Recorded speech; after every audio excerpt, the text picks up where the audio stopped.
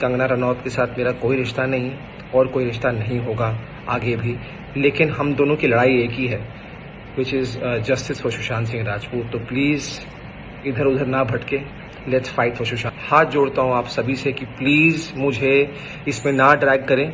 जो मुझे कहना था वो मैंने 2016 में कह दिया था, तब मुझे और मेरे पूरे परिवार को नेशनल टेलीविजन पर रिडिक्यूल किया गया था। प्लीज़ मुझे अपने डार्क पास्ट में फिर मत लेकर जाइए। बहुत मुश्किलों से मैं गुजरा हूँ। कोरोना वायरस, मैं ना तेरे मुंह पे ना शू करना चाहता हूँ। शू रिपोर्ट भी बाय।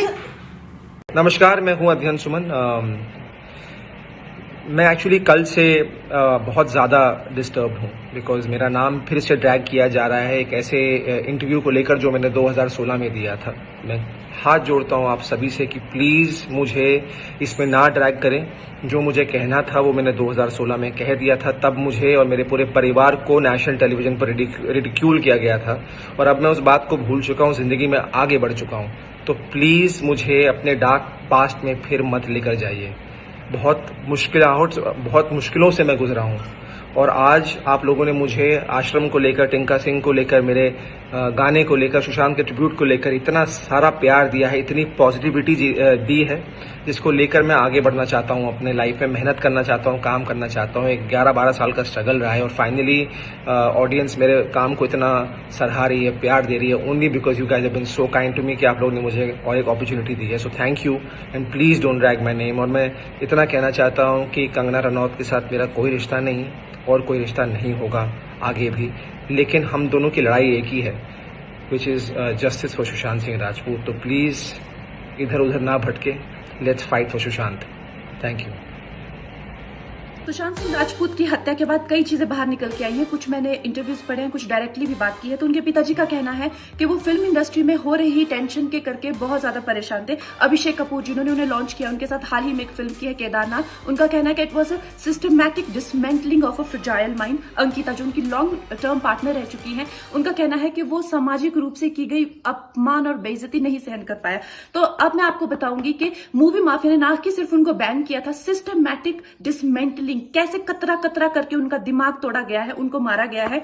तो ब्लाइंड आइटम आप इसलिए लिखते हैं क्योंकि आप जब झूठ लिखना होता है, आपको के अगेंस्ट कोई लीगल एक्शन नहीं लिया सकता क्योंकि आपका तो नाम ही नहीं लिखा, मगर उसकी जो डिस्क्रिप्शन होती है, जैसे मेरे बारे में लिखा जाएगा कि जिस लड़की के घुंघराले बाल हैं, जिसको नेशनल अवार्ड मिला हुआ है, साइकोटिक है, इस तरह से जो कि मनाली से डिस्क्रिप्शन पूरी दी जाएगी मगर नाम नहीं लिखा जाएगा।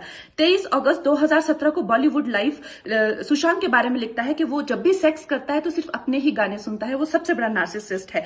16 दिसंबर 2016 में मुंबई मिरर लिखता है कि सुशांत एक ट्रक ड्राइवर की तरह लगता है। 22 फरवरी 2019 को मुंबई मिरर लिखता है कि पार्टी में तमाशा करने के बाद सुशांत ने कांच की बोतल एक डायरेक्टर के सर पे दे मारी।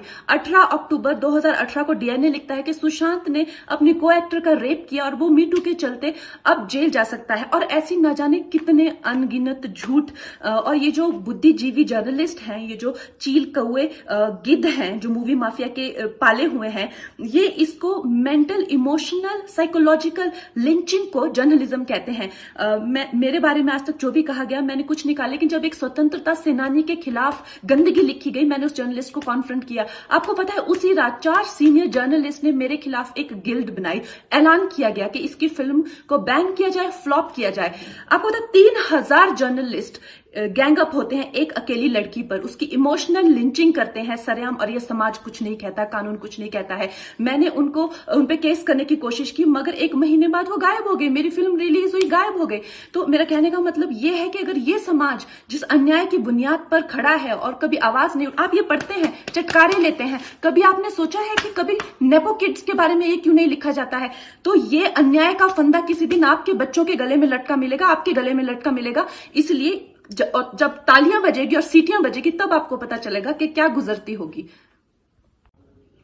सुशांत सिंह राजपूत की मौत ने हम सबको झंझोड़ के रख दिया है, मगर कुछ लोग जो इस चीज में माहिर हैं कि कैसे एक पैरेलल नैरेटिव चलाना है, वो इस तरह से चला रहे हैं कि हाँ, जिनका दिमाग कमजोर होता है वो ये डिप्रेशन में आते हैं और सुसाइड वगैरह कमिट करते हैं। जो बंदे ने स्टैनफोर्ड की स्कॉलरशिप, वो रैंक होल्डर है in his entrance for engineering, उसका दिमाग कमजोर कैसे हो सकता है? अगर आप देखें उनके कुछ लास्ट पोस्ट, वो क्लियरली कह रहे हैं कि लोगों को बैक कर रहे हैं कि प्लीज मेरी फिल्में देखो, मेरा कोई गॉड फादर नहीं है, मुझे निकाल दिया जाएगा इस इंडस्ट्री से। अपने इंटरव्यू में वो जाहिर कर रहे हैं कि मुझे क्यों नहीं ये इंडस्ट्री अपनाती है, I feel like a left over. तो क्या इसमें इस हादसे की कोई बुनियाद नहीं है? किस तरह से अगर किसी और स्टार किड ने इस तरह से 6-7 के साल के स्पैन में काय पोचे जैसे उनको कोई डेब्यू की कोई एक्नॉलेजमेंट, कोई अवार्ड नहीं मिला, या केदारनाथ या धोनी या छिछोरे जैसी फिल्म, एक गली बॉय जैसी एक वाहियात फिल्म को सारे अवार्ड मिलते। Chhichhore is the best film and the best director, उनकी फिल्म को कोई एक्नॉलेजमेंट नहीं। हमें आपसे कुछ नहीं चाहिए, हमें आपकी फिल्में नहीं चाहिए, लेकिन जो हम खुद करते हैं आप हमारे एक्नॉलेजमेंट क्यों नहीं हमें देते हैं? मुझे इनकी फिल्में, मैं जो खुद फिल्में डायरेक्ट करती हूँ, उनको सुपरहिट फिल्मों को ये फ्लॉप घोषित करते हैं। मुझ पे 6 केसेस क्यों डाले गए? क्यों मुझे जेल में डालने की कोशिश की गई? और मुझे इनके जो चमचे जर्नलिस्ट हैं, वो सुशांत जैसे लोगों पे जो ब्लाइंड आइटम्स लिखते हैं कि वो साइकोटिक है, न्यूरोटिक है, एडिक्ट है। संजय दत्त की एडिक्शन तो आपको बहुत क्यूट लगती है। वो लोग मुझे मैसेज करते हैं कि तुम्हारा बहुत डिफिकल्ट टाइम है, तुम ऐसा वैसा स्टेप मत उठा लेना। ऐसा क्यों कहते हैं मुझे? ये क्यों मेरे दिमाग में डालना चाहते हैं कि आप सुसाइड कर लीजिए? तो ये सुसाइड थी कि ये प्लान मर्डर था? लेकिन सुशांत की गलती यही है कि वो उनकी बात मान गया। उन्होंने कहा तुम वर्थलेस हो, वो मान गया। उसने he didn't remember what his mother told him. उन्होंने कहा कि तुम्हारा कुछ नहीं होगा, वो मान गया। वो चाहते ही ये है कि वो इतिहास लिखे और ये लिखे कि सुशांत कमजोर दिमाग का था। वो ये नहीं बताएंगे कि क्या सच्चाई क्या है। तो हमें ये डिसाइड करना है कि who will write the history, we will decide that.